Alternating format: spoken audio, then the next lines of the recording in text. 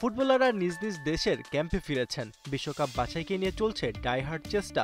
UEFA world cup কোয়ালিফায়ারের কে group থেকে qualify করেছে শুধুমাত্র ইংল্যান্ড। এখনও নিজেদের বিশ্বকাপ টিকেটের জন্য চেষ্টা চালিয়ে যাচ্ছে 12 গ্রুপের 54টি দল। স্পেন, নেদারল্যান্ড, ফ্রান্স আছে কোয়ালিফায়ারের কাছাকাছি। জার্মানি ও স্লোভাকিয়া আছে স্ট্রাগলিং পিরিয়ডে।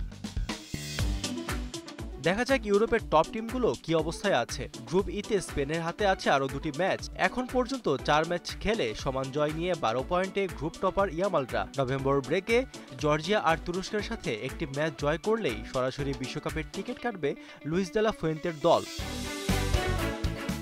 গ্রুপ ডিতে ভালো ফর্মে এমবাপ্পে, দেমবেলেরা। তাদের সামনে এখন প্রতিপক্ষ ইউক্রেন। নিজেদের দল নিয়ে আত্মবিশ্বাসী দিদিয়ে দেশম।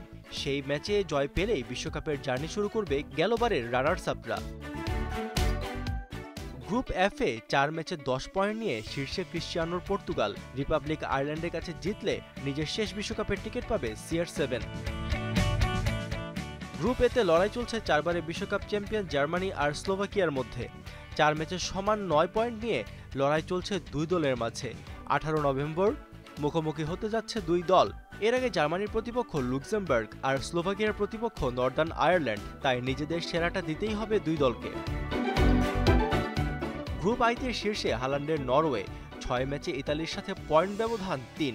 এস্তোনিয়ার সাথে জিততে পারলে আর ইতালির সাথে অন্তত ড্র করলেও নরওয়ে 28 বছর পর আবারও জায়গা করে নেবে বিশ্বকাপে।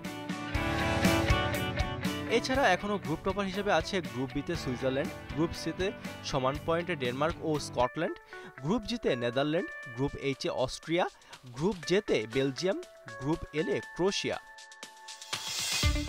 2026 বিশ্বকাপের ইউরোপীয় অঞ্চল থেকে বাছাই 12 গ্রুপের টপ 12 টিম সরাসরি পাবে বিশ্বকাপের টিকিট। আর 12 গ্রুপের রানার্স আপ এবং ইউএফা নেশনস লিগের 4 দল নিয়ে হবে প্লে অফ। সেখান থেকে 4 দল পাবে বিশ্বকাপের টিকিট। মোট 16 দল খেলবে ইউরোপীয় অঞ্চল থেকে।